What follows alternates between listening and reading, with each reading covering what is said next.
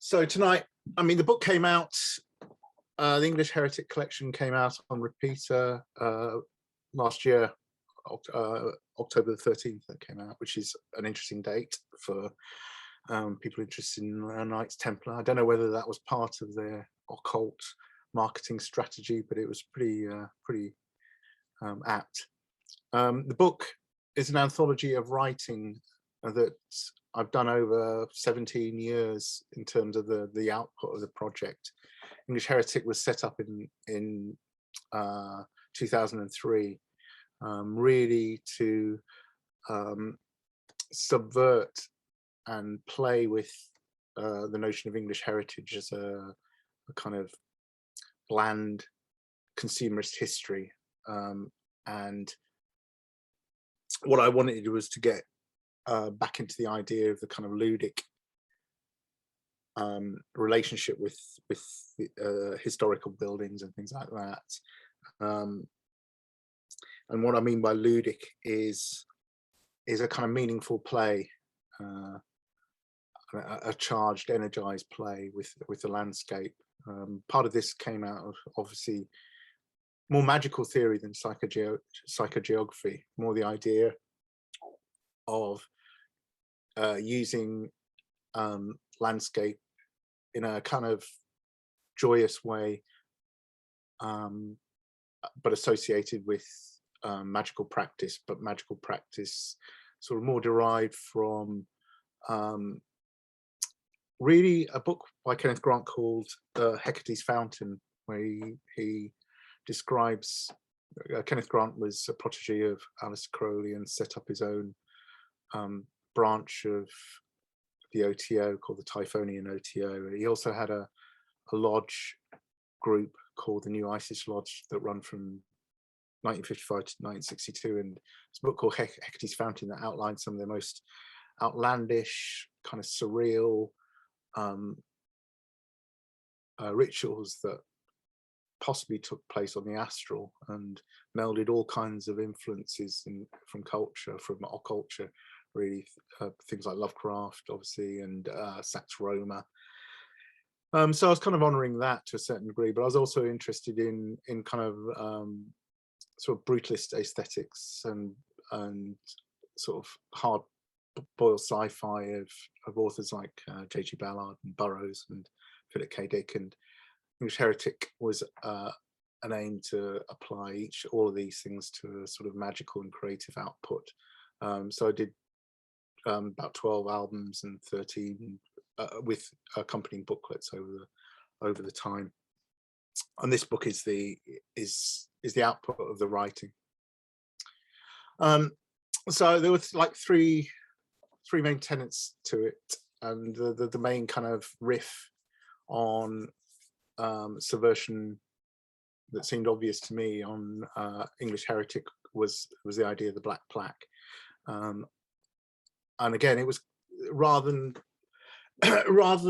to have a prescribed set of black plaque candidates, I let the sort of people who I honoured through these black plaques come to me organically, almost as if they were achieving rapport with me. And I really based that on the first black plaque that was done for a guy called Michael Reeves, who was the director of Witchfinder General. I was living in Ipswich, and I used to pass Ipswich Crematorium every day to work, and around about 2003 I became aware of Michael Reeves' biography. I knew that he died young. He died about at the age of 25, a year after making Witchfinder General. I found a biography of his in a bookshop in London, in a cinematic bookshop, and I suddenly became fascinated with his story, and particularly what sort of started to bleed into my reality was the fact that he was actually cremated at Ipswich Crematorium, where he used to travel past each day. And there was a piece in the biography saying that this guy called John B. Moore, saying, well, the greatest British director of his age died in a anonymous grave, and was his ashes were scattered here, and there's no remembrance for him.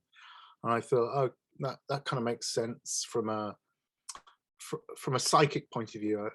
I started to explore the idea that maybe Reeves was talking to me beyond the grave. I know that sounds fanciful, but you know, I wanted to play with the idea of what the possibility of that and take it to its logical conclusion. Now, so I'll backtrack a bit. Another influence of doing this magazine CD format that I did was Man, Myth and Magic, and those parts magazines used to get in the 80s. You know, you get magazines that have 100 parts to them, and they would come with like a gift or something like that. So there was Man, Myth and Magic and The Unexplained. They were kind of 40-in. But what I really wanted to explore with 40-in research wasn't just this kind of factoid, aren't these events strange? I wanted to explore the idea of kind of stepping into this reality. What if the investigator became involved in the mystery himself? So this is a kind of thing that's flowed throughout the project, and it worked right from the beginning, really. So the idea of Michael Reeves trying to achieve rapport feeds into the notion that you this kind of like 40-in investigator where the mystery comes in itself. And again, that comes from writers like John Keel. I was very, very, very influenced by John Keel's particular kind of mischievous sort of trickster work, and that's why I called it a trickster ethnography, because I think that's what John Keel was doing to a lot of degree. He was stepping into the mystery himself, and you certainly see that with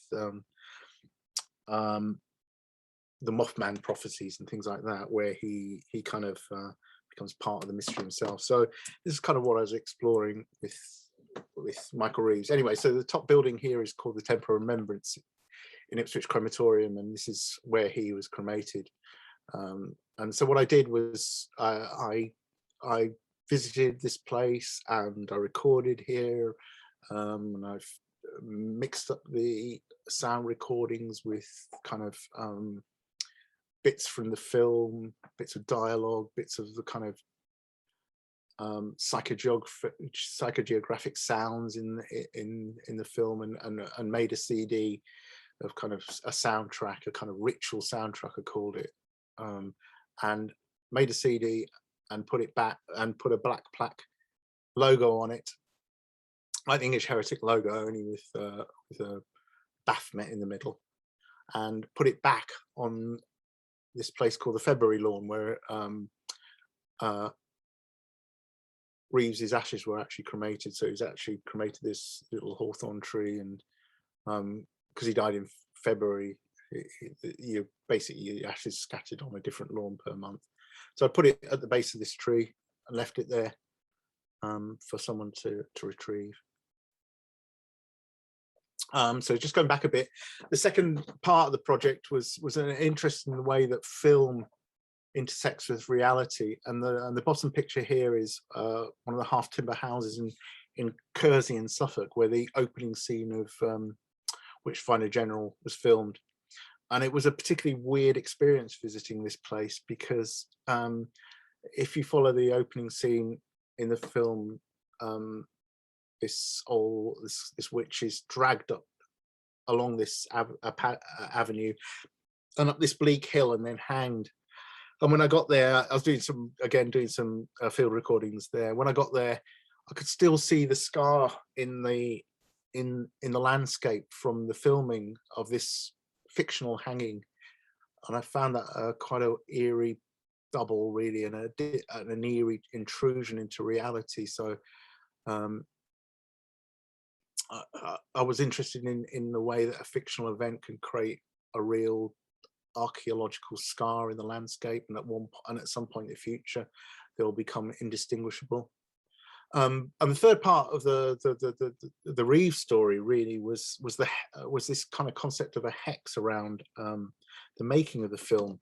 So there was a famous scene, a notorious scene in the film, recorded at Lavenham, which is a medieval village in Suffolk, and it's the witch burning scene in Witchfinder General, and it was heavily censored and pretty notorious, pretty hardcore. but anyway, the night of the filming, the locals had told the lead actor Ian Ogilvy that they could hear clanging chains and rattles and stuff like that, and said that they'd awakened the ghosts. And I thought, oh, that's interesting. It's an interesting sort of, again, another way that film and film ritual bleeds into reality. Anyway, Reeves died a year after filming here, and I subsequently find out that just before or just after Reeves died in '68, Sharon Tate filmed her last film here called 13 Chairs, a sort of 60s comedy, one of those sort of rom-coms, so quite lightweight. But she was actually pregnant at the time. And then John Lennon and Yoko Ono filmed there in '69 or '70 in December, filming one of their experimental films called Apotheosis. And Pier Paolo Pasolini filmed Canterbury Tales there, and obviously he was murdered on the 2nd of November 1975. So I sort of played with this idea that the witch burning scene in Witchfinder General had stirred this curse upon directors. It's obviously a fiction, you know, but what I was interested in was, it's a weird fiction. It is a Fortean piece of, it's a Fortean finding, but you know, what happens with where is this kind of cultural event happening? You know, where is this weird nexus where you know the kind of films bleed into each other, where you've got like Rosemary's Baby being hexed and the Manson murders happening after the making of Rosemary's Baby and things like that, you know, and the Rosemary's Baby being filmed at the Dakota buildings where John Lennon was shot. So this kind of what I called were these kind of weird corridors in the kind of filmic reality that sort of bleed into our own reality. And I just found it fascinating that there was this fiction that was based on pop culture, really.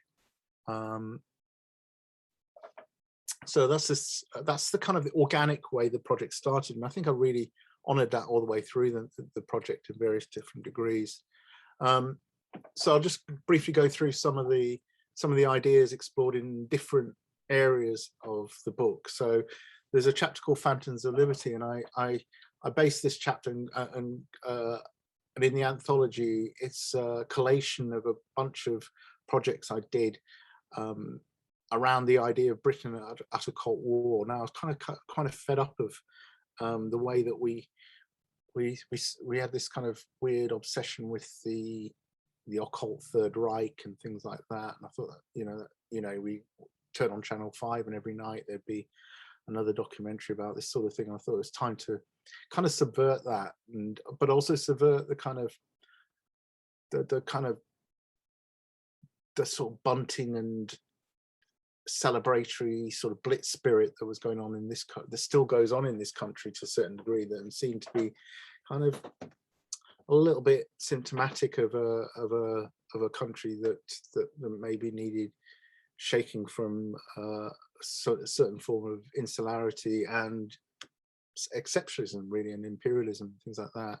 And I kind of an argument that this kind of bunker mentality that sort of pervades us comes a lot from not being able to move on from the Second World War and a kind of sort of faux Churchillian spirit. So there were in this particular thing, there are political kind of questions that I'm asking in an occult and a hopefully satiric way as well. So and I really wanted to look at kind of mythologizing and therefore demythologizing Winston Churchill in particular. And I came across this photo years ago at the top where a young Winston Churchill is being inducted into the Druids. Now this actually happened at Blenheim Palace in about 1908. and it's a kind of typical Fortean sort of oddity that you see going around on sites. Why did Churchill join the Druids? And I just played with this whole idea that the kind of Churchill was you know, a kind of bardic warrior, really, you know, based on the idea that, you know, his speeches stirred the nation and things like that. So I was playing I was playing a bit with the idea of the acorn theory by James Hillman, who was looking at Churchill in particular and saying, well, Churchill as a child had a stammer, and of course he'd have a stammer because he had this powerful daemon, this powerful supernatural entity in him that was going to stir him to great speeches and stuff like that. And I think it's a very interesting idea, but I think this plays into the whole kind of mythologizing of Churchill. And I found a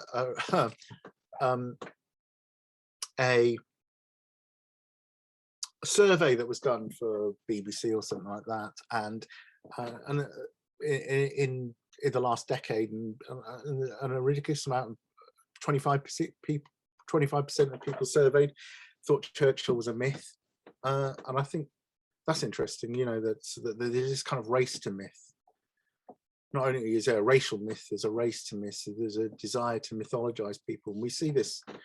You know, we see this in happening in pop culture a lot. You know, the way that someone like Elvis Presley's not really dead, or Freddie Mercury's not really dead, or people like that, and they're really, you know, part of some FBI scheme or something like that to change their identity because they're part of an elite operation or something like that. And there's a famous story about Jim Morrison as well, you know, being a member of the CIA, and all these kind of occult conspiracies around celebrity. And I think Churchill, this race to myth of Churchill kind of exemplifies that. But I played with the whole idea that I decided, well, rather than debunk it, I would take it to its absurd conclusion, and I looked at the links between him and the Druids,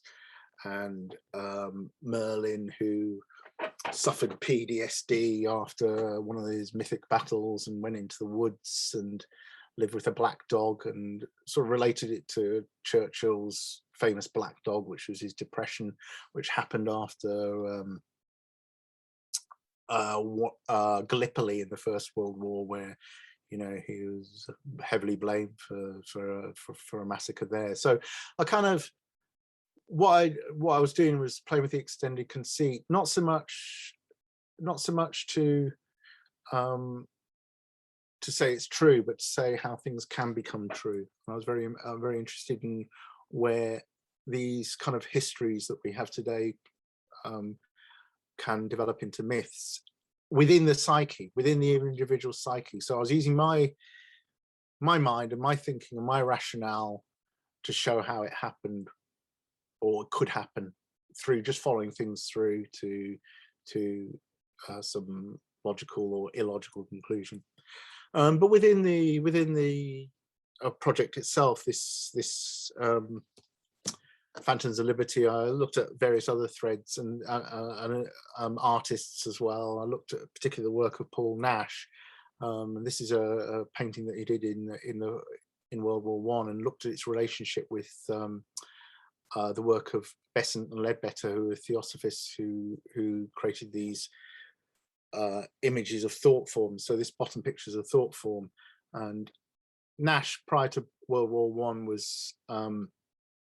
was involved, and his wife were involved in seances and Christian Science and the theories of Besant and Leadbetter. And I thought was very interesting in this particular painting from the First World War is this kind of theosophist thought form that you see in a Paul Nash painting, this cone of light, quite a haunting image, really, suggesting, you know, these kind of dead spirits of the soldiers that manifest these cones of light. So there's other aspects I'm looking in kind of the Britain at occult war, if you like, under the umbrella of that. There's another major project that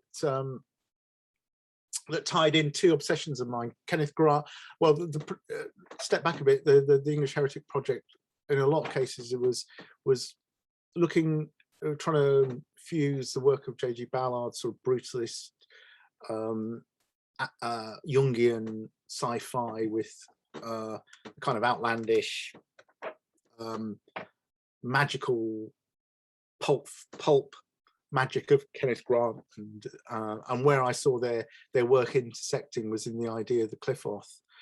So Kenneth Grant was obsessed with the idea of the Cliff-Off, this reverse side of the tree of life, and he saw the Cliff-Off as kind of disease refractions of man's progress, technological shells, you know, and that comes from the Hebrew understanding of it, you know, the behind, you know, perfection there's these kind of disease, broken shells. So I kind of looked at that in line with Ballard's obsession with things like weapon ranges and you know, car crashes, basically dystopian sites, post-atomic sites. Now Grant was very interested in the kind of occult effects of Hiroshima, and I think Ballard was very affected by Hiroshima, obviously, being in a Japanese prisoner of war camp, and essentially saying his life was saved by the atomic bomb. So he had a very ambivalent relationship with the atomic bomb, and I think that comes out in his writings. And so, you know, I think there's a kind of apex to their relationship. So within that, this particular project was called Anti-Heroes, was looking at the work of, or the vicinity of the work of J.G. Ballard's Crash. Writing about black plaques, one of the things I wanted to stay away from was this kind of, there's a danger in this kind of research of worshipping kind of serial killers and things like that, and venerating sites of, you know, murder and things like that. And I wanted to stay away from that because it's not really my period of interest in them, but I think I'm more empathic to the kind of victim of circumstance rather than the perpetrator of it. So but I wanted to look at the notion of psychopathology. So I decided to, in keeping with the project and its kind of metafictional train, I wanted to look at a fiction. I wanted to honor with a plaque a fictional psychopath. So I used this character called Dr. Robert Vaughan, who was the main protagonist in J.G. Ballard's infamous novel The Crash. So we did a plaque for Robert Vaughan. We made it out of a kind of souvenir dish, and it looked like a hubcap, and we placed it on the motorway, or on the flyover at Heathrow, where the fictional character crashed. So kind of played a bit of sort of situationism and a bit of fun with this kind of honoring a fictional psychopath. And out of that sort of research came this story called Anti-Heroes, which is looking at various characters around the actual geography of the book Crash, which is Heathrow, the Westway, that kind of stuff.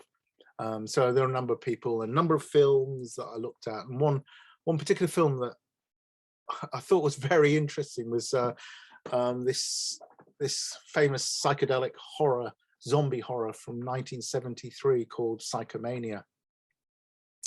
Now, Psychomania, if you look at the two pictures on the right, they look as though they're being filmed at like a standing stones. Most people tend to think this is actually the Rollright stones, but what it actually is, it's an empty field in Shepperton that literally is looked over by Ballard's house, and obviously Shepperton Studios right near where Ballard lives, and they built this kind of fake cromlech there.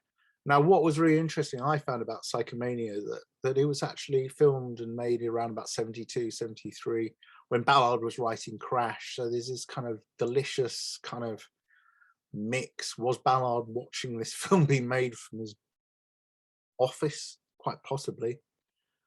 But the particular character that interested me was George Sanders, this guy at the top holding this amulet. This was Sanders' last film he ever made. He committed suicide shortly after it. He got involved in a kind of this kind of financial scam run by this guy called Dennis Lorraine. Dennis Lorraine had managed to like unveil all members of society into this sausage company that he had set up to breed pigs and manufacture sausages in Scotland. So George Sanders gave away a lot of money and lost a lot of money on this. Ted Heath was involved, Jane Mansfield was involved.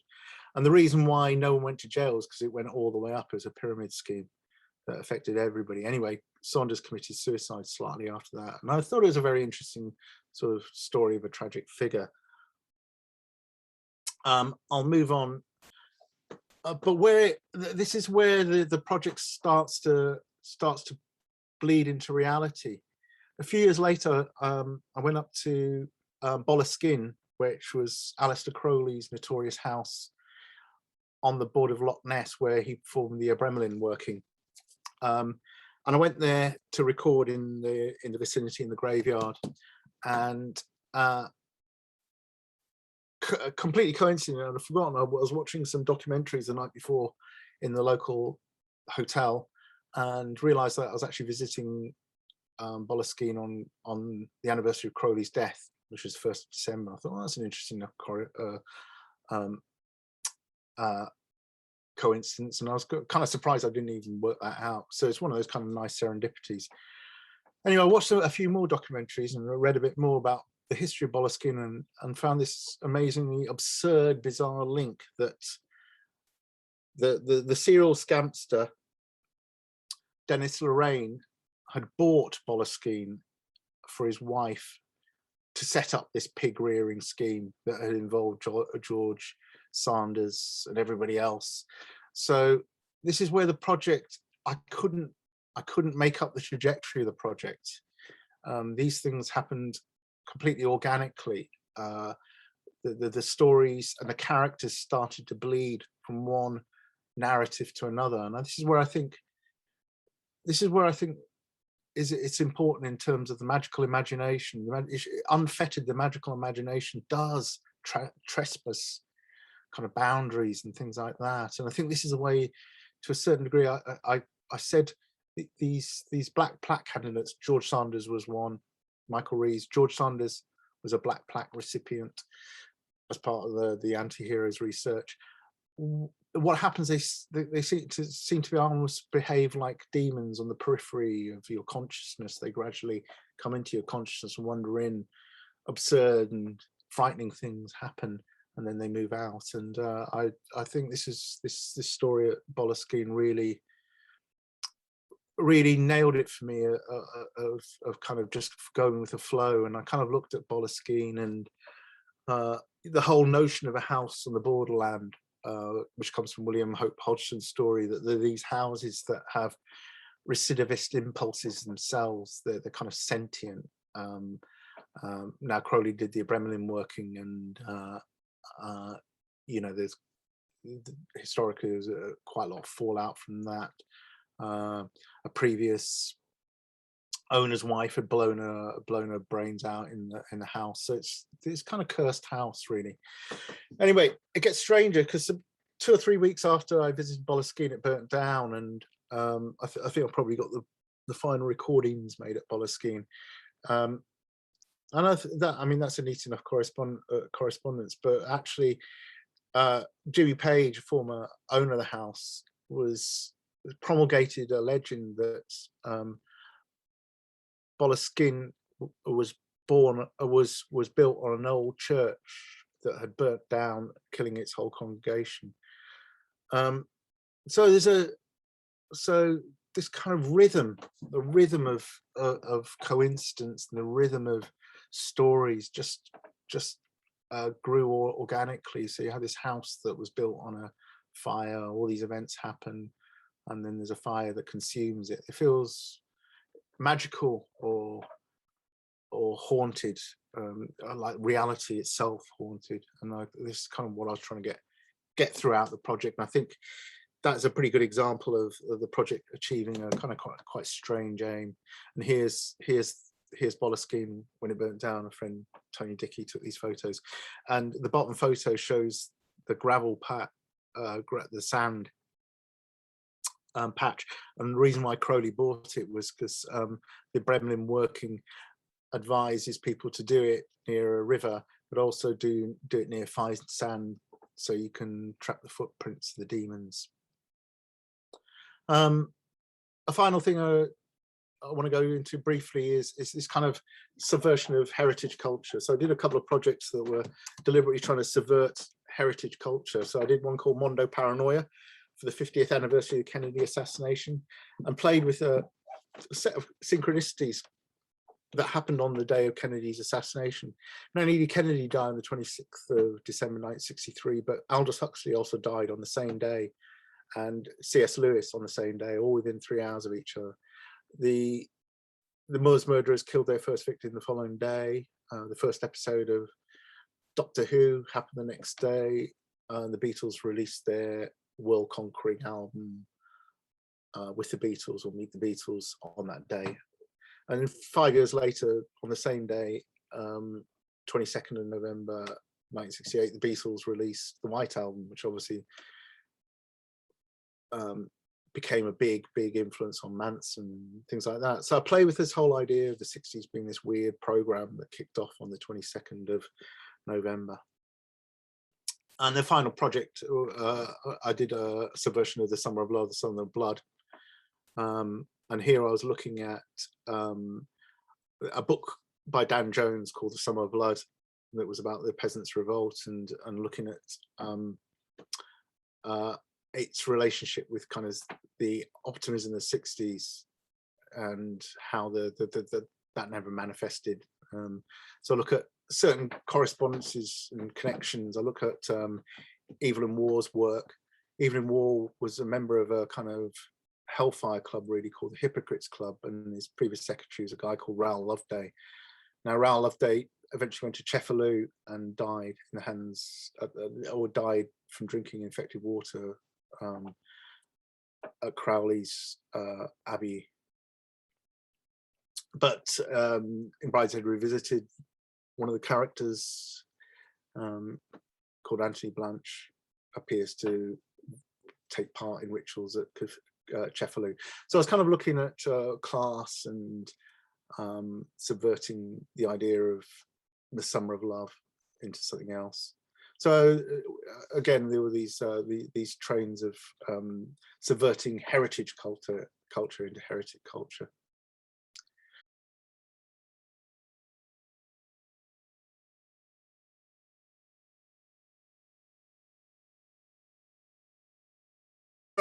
Well, I just like the idea that actually, you know, Grant is sort of taking a breather from writing his books at like about 5 o'clock on a Saturday evening and watching watching Doctor Who, and this is all coming out of that. I mean, I'm sure there's no connection other than, I'm sure it, other than maybe the writers of Doctor Who were reading Grant and maybe using that, maybe using sort of just shamelessly ripping off ideas like Night Side of Eden to become the Nightmare of Eden. So I'd like to think Kenneth Grant was watching Doctor Who, but I think if anything, it's the other way around. But maybe this stuff was just in the air. But it is, I mean, you do tap on it. There's the kind of whole Fu Manchu stuff that both Grant and Doctor Who were tapping into when it wasn't particularly fashionable, really, you know. So but Grant used to write for Man, Myth and Magic, and I always thought it was fascinating, this kind of pulp occult journal, and he wrote a number of articles, but also you had like John Selwyn Gummer writing for it.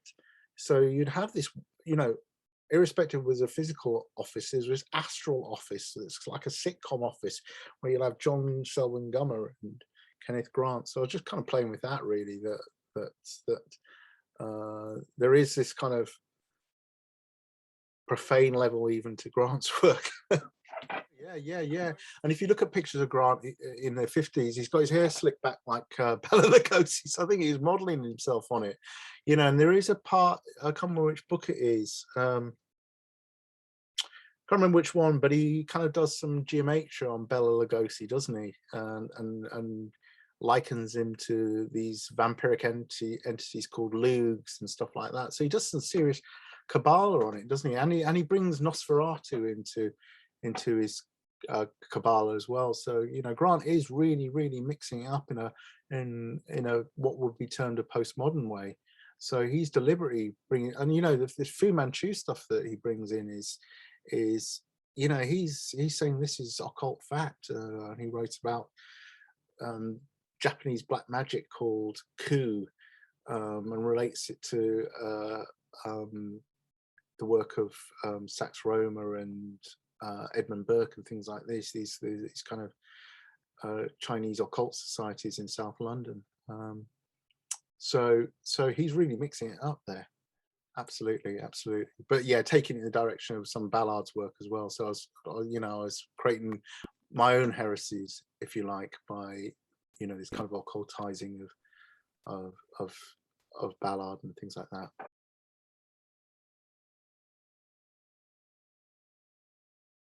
Yes, that's why I call the chapter in the Phantoms of Liberty comes from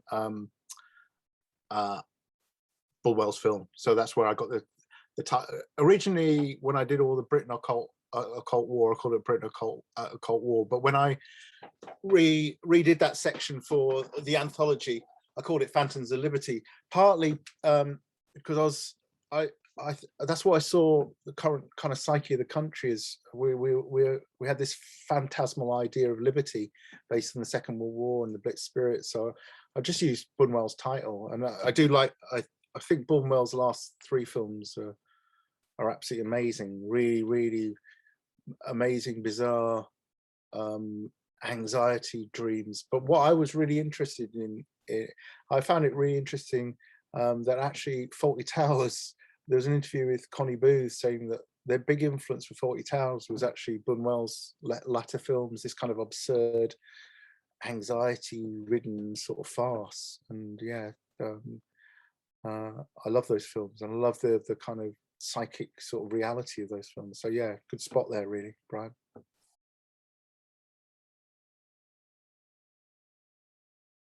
It's a bit under the hood, but yeah, I'm writing another book for Repeater and doing a book for Watkins. I have to keep them a little bit under wraps for the moment, but I can briefly tell you, the book for Repeater is going to be based on kind of film, really. So it's kind of taking a lot of the English heretic stuff, developing the English heretic ideas about film and its imposition on reality and reality's imposition on film. So that's what I'm working on at the moment. Yeah, so hopefully they'll see the light of day early May and early 2023. So yeah, so I'm working hard at the moment. But some fascinating stuff that's coming out. I can't wait to share that with you all. But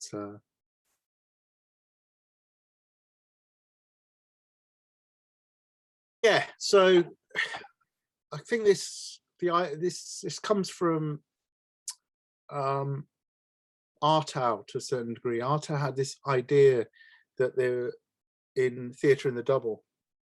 I think it's Theatre in the Double, where there's this dangerous, what he called a dangerous archetypal reality. And I really want to express what this dangerous archetypal reality. It isn't a transgressive reality, as in I'm a dangerous black magician. It's a dangerous psychic reality where you're deliberately suspending disbelief, so it becomes quite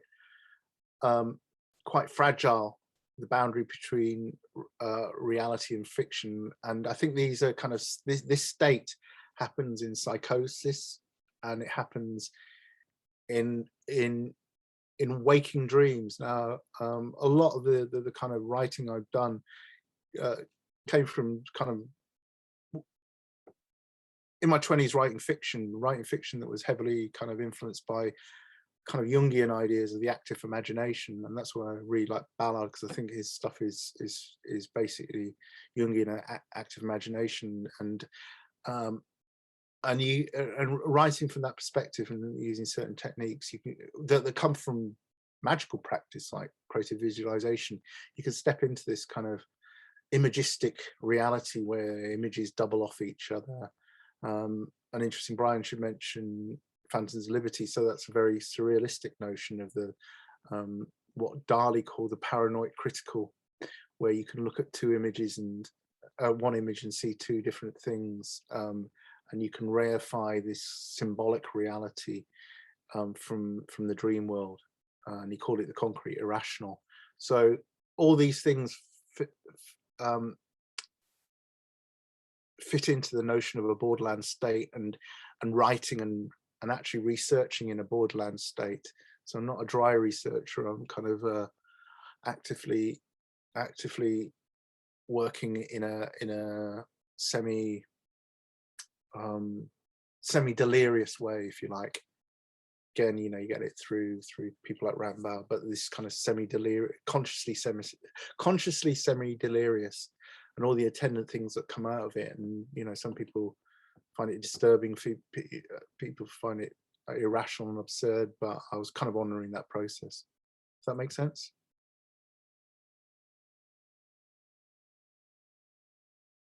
Yeah, I mean, that comes very much from a literary perspective. You know, I was looking at experimental literature, particularly the way that a book like A Trusty Exhibition was constructed, or I thought it was constructed through this kind of abstracting of these kind of quite tightly focused realities, really, and highly forensic visualization. So I kind of wanted to make path workings that weren't based on sort of kind of the tropes of fantasy like dragons and castles, but based on kind of the hardware and, you know, the reality of the 20th century, you know, weapon sights. So again, it's kind of making magical practice from sort of dystopian fiction. So that's these path workings.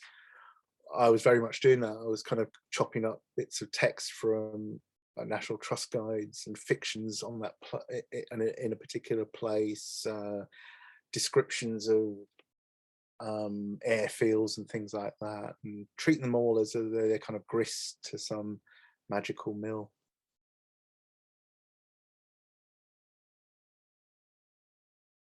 So Ronald Ashworth died, I think, and his son now hosts it. But yeah, it's a very interesting story, because again, it's another one. What I was interested in people, in the kind of people to honor, it wasn't prescriptive. I wasn't going to say, right, I'm going to do something for Crowley, I'm going to do something for Dion Fortune, I'm going to do something for John Dee. I was going to let these haunted people invade my reality. And I think Ron Ashford was very much one of those. You know, he, as you say, what's kind of interesting and kind of haunting about his story is that he seems to have remembered this late on in life. You know, he seemed to become obsessed with his idea that he had seen this massive firefight and blasting of these German soldiers from his youth when he was in the Home Guard, and it's almost like it's almost like this sort of weird Philip K. Dick divine invasion that happened as he got older. And I'm not sure whether, you know, it was maybe, you know, there were maybe neurological reasons why he suddenly remembered this thing that never happened. But again, it's this haunted space that can obsess us, and it's our, you know, it's our imaginations essentially. But yeah, I mean, there's all sort of manner of cover-ups, because the argument now is this fight that he saw in this orange sea ablaze was actually a mirror of what really happened. They said that there was actually a firefight in Ostend, and the fire reflected off the clouds into the sea, so people were seeing something that was actually happening in Ostend. Now that's the that's a military explanation, but you just don't know, do you, how much smoke and mirrors is actually there? Because actually the black propaganda departments in the Second World War really used this story in order to spread the fear to the Germans that they did have this machine, this underlying oil technology that they could set the sea on fire. So the myth was then used by the black propaganda department and then pulled back when people started to say that it really did happen. So you get all this kind of these I mean, military decoy stuff in the Second World War is fascinating itself as a form of kind of, you know, kind of almost like mirror magic, if you like, and you know, kind of quite powerful mirror magic. Yeah, that was my pastiche of James Hillman. I was like looking at the characters as if they were like these deeply traumatized war veterans. Like was it a Corporal Jones, don't panic, that's like post-traumatic stress disorder. He's obviously like triggered and stuff like that. So yeah, I had a lot of fun writing that.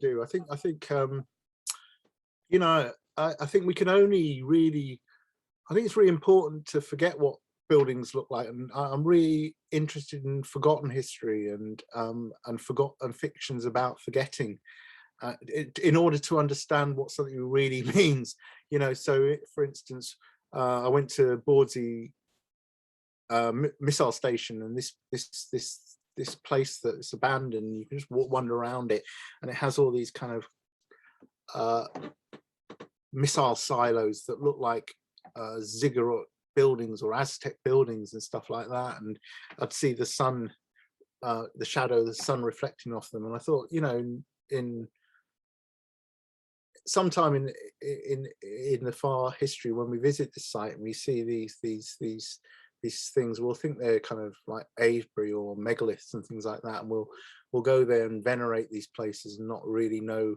what they were. So I think it's really important to look at the past in that reflection, what did the present from the future, therefore to extrapolate backwards to see what the past might have meant and what we might have forgotten. And it's an obsession of mine in terms of how do we actually see the structures we're creating with perspective, but with a different perspective, almost like an alien perspective, or a lost perspective, if you like. Yeah, White Goddess was a big influence, really, in terms of its construction of like a mythic reality. You know, it's very erudite and it's very well referenced, but it's essentially it's a work of poetry. Now, Robert Graves used a method called an analectic method, basically a form of like kind of time travel. He'd travel back, have visions, and then he would look up these visions to see what the historical truth behind them was through whatever, you know, like etymology and poetry and stuff like that. And I think that's a, you know, an amazing way to construct you know, like if you like a book about the way the imagination works, rather than, you know, the way that necessary a historical truth. So people misread and misinterpret what he was doing with White Goddess, and it's a beautiful book.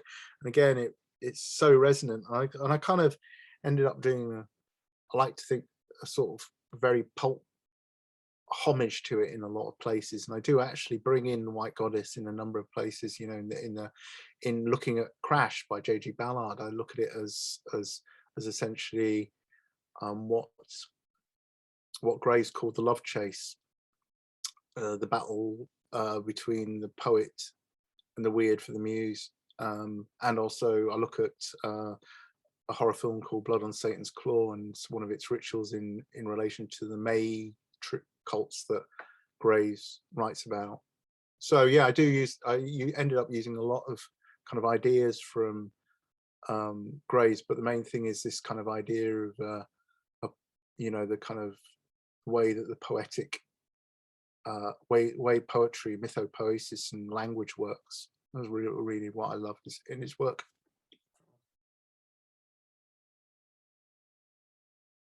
Shell grotto in Margate. So there's all these theories. It's a folly, or it's a Phoenician temple to Astarte. Now the great thing about this is, and we're never going to find the truth. So we've got these places that are always going to be mysterious, and I think that's really important, that we don't actually necessarily ever have to get to the bottom of the truth of a place. And a lot of archaeology is that, isn't it? We don't know what the truth of it is. We're speculating on it. But why not just apply that to reality today, you know, in the far future, or things like that? And obviously there's a whole literature around it. You've got Ridley Walker, and there's another book called Canticle for Leibowitz by Walter Miller. So you've got all this stuff that's going on. So there's a whole fiction about it, but yeah, it's definitely, I like these places that are, we're not going to solve the mystery, because they're places you can really play with, if you like. You know, the kind of hermetic practice in a lot of cases isn't understanding someone else's version of reality. It's understanding kind of your own associative centers and your own sense of association that comes, you know, it's in your subconscious. You have all these associations that come and are unique in your life. So why not just honor those and treat them as the kind of psychic foundation of your life, rather than, you know, a racial psychic foundation or even archetypal one. You know, we're building our own, you know, these massively intricate and fascinating associative centers from the day we're born, really. So enjoy the process of making truth, or making yeah, making the truth, really.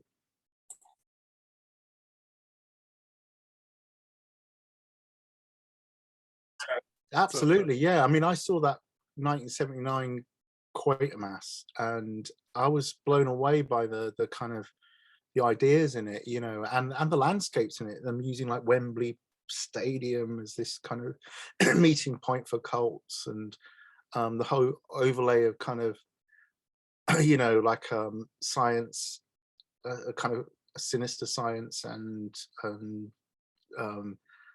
you know, kind of Neolithic worship. So yeah, the stone tape theory, I definitely ascribe to it. I definitely think,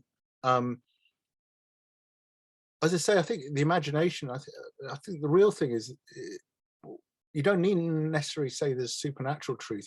The imagination is a supernatural faculty. So once you accept that, then you can tap into kind of the fabric of anomalous phenomena existing as part of the fabric of reality, but also, you know, that's the kind of way folklore works. Folklore uses the landscape and uses stuff and mutates and uses the tools of its place in order to transmit knowledge for good or evil, or good or bad, you know. And I think, you know, I'm particularly interested in kind of occult authors and horror writers who use that, like Machen will seed his kind of megaliths and stuff like that with you know, strange sort of histories and things like that. And I think that's all part of the stone tape theory, is that if someone even writes fiction about a place, a horror fiction, that's making a recording on the landscape as much as someone performing a ritual there. I think, you know, this idea of the power of the kind of written imagination or film imagination, really, in order to create this stone tape. I think that's I don't think that's to be taken lightly, really. You know, again, going back to John Keel famously went into this house where and he was writing some pieces and started to get obsessed with his character called Shadow, and subsequently found out that a horror writer had lived there and written about a character called the Shadow, and he felt that he was picking up on this previous imprint.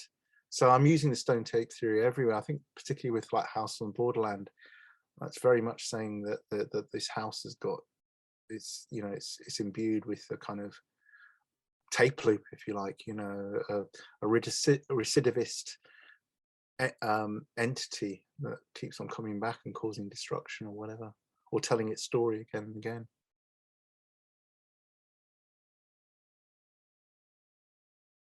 Yes. I'll pop that back up on Instagram, because there's a lot of good stuff on there, a lot of like kind of sonic influences really that kind of soundtrack the whole process of making the book and things like that. Bye everybody. Bye.